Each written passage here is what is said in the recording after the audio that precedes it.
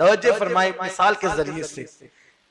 ہم لوگ سدا مسافر لوگ ہیں، ادھر ادھر بھٹکتے رہتے ہیں تقریروں کے لیے، لیکن جب ہم لوگ ٹرین سے سفر کرتے ہیں تو جو ٹی سی ہوتا ہے نا، ٹی سی، اس ٹی سی کو ایسی تربیت اور ٹریننگ دی جاتی ہے کہ وہ چہرہ دیکھ کے سمجھ جاتا ہے کہ یہ اے سی سے اترا ہے یا ویسی سے اترا ہے نا.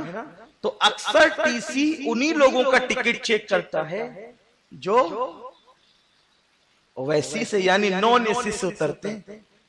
ان لوگوں کو ٹریننگ دی جاتی ہے باضابطہ طور پر، لیکن چہرے دیکھ کر پہچان جاتا ہے کہ یہ اے سی سے اترا ہے، اس لیے یہ بغیر ٹکٹ سفر کر ہی نہیں سکتا. لیکن کچھ لوگ ایسے ہوتے ہیں جو نہ اے سی میں ہوتے ہیں نہ ویسی میں ہوتے ہیں، وہ کہیں بھی سفر کرتے ہیں مگر لوگ ان کو چیک نہیں کرتے. کیوں؟ ہاتھ میں اٹیچی اچھی ہوتی ہے، خوبصورت لباس حسین ہوتا ہے، چہرہ وجیح ہوتا ہے، تو اس کو چیک نہیں کرتے. اور اگر چیک کر لیا ٹکٹ تو اعلیٰ اپر کلاس کے لوگ اس کو اپنی بے ادبی سمجھتے ہیں. یہی تو ہے نا. مجھ سے پوچھا ٹکٹ کا، یہ ہوتا ہے. اب بلا تشبیہ اور بلا تمثیل توجہ فرمائیں، جس کا مرتبہ اور مقام معلوم نہ ہو، اگر اس کی جھڑتی لی جائے ٹکٹ کے حوالے سے تو وہ اپنی بے عزتی محسوس کرتا ہے. صحیح ہے.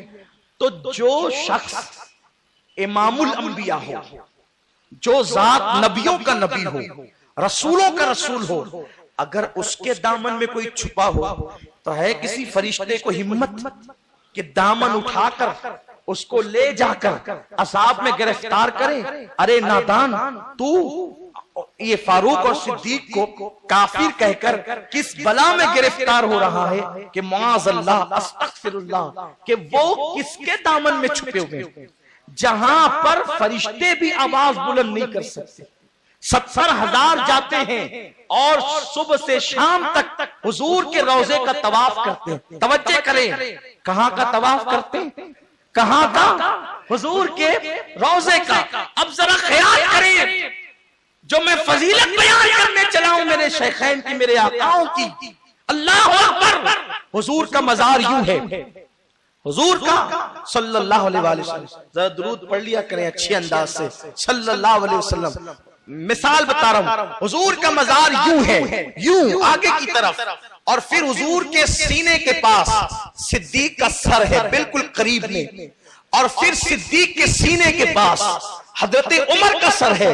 اس طرح یہ 3 مزار الگ ترتیب. آگے آقا، ان کے سینے کے پاس صدیق کا سر، یعنی تھوڑا نیچے. دفن کرنے والے صحابہ تھے، کیسا ادب کرتے تھے. بعد وصال بھی نبی کی برابری میں دفن نہیں کیا تاکہ پتہ چلے کہ صحابہ کا عقیدہ کیا ہے. بعد وصال بھی قبر میں برابر نہیں رکھتے تاکہ لانے والوں کو پتہ چلے آقا اور ہے، غلام اور ہے. اور صدیق کے برابر میں عمر کو دفن نہ کیا. کیوں دفن نہ کیا؟ اس لیے کہ صدیق اکبر جب خطبہ دیتے تھے تیسرے زینے پہ کھڑے ہو گئے. فاروق اعظم کا دور آیا اور فاروق کبھی تیسرے زینے پر نہیں بیٹھے بلکہ دوسرے زینے پہ بیٹھتے تھے. دوسرے زینے پر کیوں بیٹھے؟ استغفر اللہ، معاف کیجئے گا. حضور تیسرے زینے پہ کھڑے ہو کے خطبہ دیتے تھے اور صدیق دوسرے زینے پر اور عمر پہلے زینے پر کھڑے ہو کر خطبہ دیتے تھے. کسی نے پوچھا عمر، صدیق دوسرے پہ کھڑے ہوتے تھے، تم کیوں نہیں کھڑے ہوتے؟ کہ دوسرے پہ کھڑے ہو جاؤں گا تو کچھ نااہل یہ نہ سمجھے کہ عمر صدیق کے برابر ہے. دوسرے پہ کھڑا ہو جاؤں گا لوگ یہ نہ سمجھے کہ عمر صدیق کے برابر ہے، اس لیے پتا چلے کہ عمر کا مرتبہ صدیق کے برابر نہیں بلکہ عمر کیا ہے. حضرت عمر کہتے ہیں کاش مجھے اللہ نے مرد بنا کے پیدا نہ کیا ہوتا، مجھے ابو بکر کے سینے کا ایک بال بنا دیتے. یہ مقام صدیق ہے. اور فاروق اعظم کا مزار جو ہے وہ صدیق اکبر کے سینے سے. 3 مزار ہیں، توجہ آپ کی. اب یہ تینوں مزار اتنے قریب ہے کہ جب حضور کے روضے کی دیوار گر گئی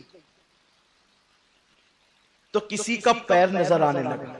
برسوں بعد کسی کا پیر کھل گیا تو ہاہاکار مچ گیا مدینہ منورہ میں کہ دیوار گری اور کسی کا پیر کھل گیا. تو لوگوں کو یہ لگا کہ کہیں حضور کا پیر انور تو نظر نہیں آ رہا ہے. جب لوگوں نے غور سے دیکھا تو اللہ کا شکر ادا کیا، مولا تیرا شکر ہے حضور کا پیر نہیں کھلا بلکہ پیر حضرت فاروق اعظم کا کھلا. اس پہ شکر یہ تھا کیونکہ حضور علیہ السلام کا احترام اتنا تھا ان کی نظر میں. حضرت عمر کا پیر کھلا، ٹھیک ہے وہ بند کر دیا گیا.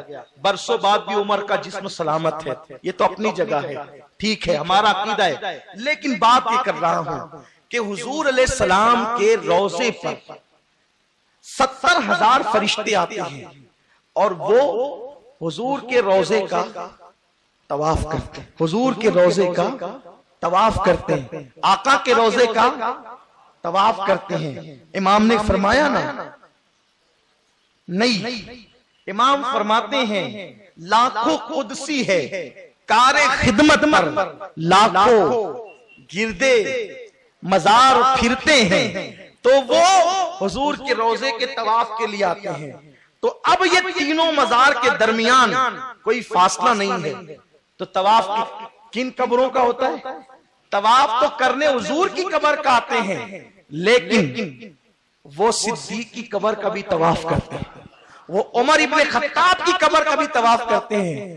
تم سے کیا ہے متا کی پیدائش والوں، تمہاری اوقات کیا ہے جب ابو بکر عمر کی قبر کے طواف کے لیے فرشتے آتے ہیں؟ اس سے بڑھ کر ان کا مرتبہ کیا ہو؟ اگر آتے ہیں نبی کے لیے لیکن طواف تینوں قبور کا ہوتا ہے. اور میرے آقا علیہ السلام فرماتے ہیں سبحان اللہ، ایک مرتبہ میرے آقا کے خوبصورت گورے گورے ہاتھ ابو بکر کا ہاتھ پکڑے تھے اور عمر ابن خطاب کا ہاتھ پکڑے تھے اور دونوں ہاتھ کو حضور نے یوں اٹھایا. ہے کیا منظر ہوگا؟ مسجد نبوی ہے، صحابہ کی مجلس ہے، ایک ہاتھ میں ابو بکر کا ہاتھ، ایک ہاتھ میں خطاب کے بیٹے حضرت سیدنا عمر کا ہاتھ اور یوں حضور نے اٹھایا. تم کو غدیر کے موقع پر یوں علی کا ہاتھ اٹھانا یاد ہے اور صدیق عمر کا ہاتھ یوں اٹھانا یاد نہیں؟ یہ سنی ہے، سنی غدیر کے موقع پہ اٹھانا بھی یاد کرتا ہے اور مسجد نبوی کا اٹھانا بھی یاد کرتا ہے. ہم دونوں کے وفادار ہیں، الحمدللہ ہم دونوں کے وفادار ہیں، ایک کو چھوڑ کر ایک کو نہیں پکڑتے. اور جو لوگ عظمت صحابہ کی بات کرتے ہیں، سپاہ صحابہ کی بات کرتے ہیں، ان لوگوں کو غدیر بھول گئے، وہ غدیر کا موقع بھول گئے اور وہ مسجد نبوی کو لے کر کے دوڑ رہے ہیں. ہم اہل سنت ہیں، درمیان میں دونوں یاد ہیں اور دونوں آقاؤں کی شان یاد ہے.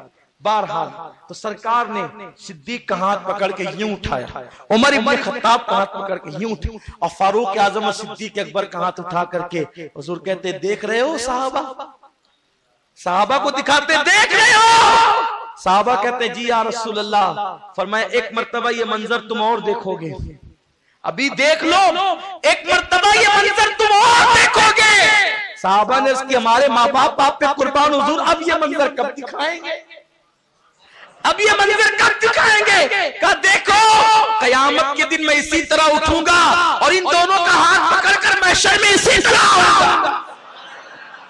یہ ہے میرے آقاؤں کی شان. تو ہم الحمدللہ غلامان اہل بیت، غلامان صحابہ ہیں.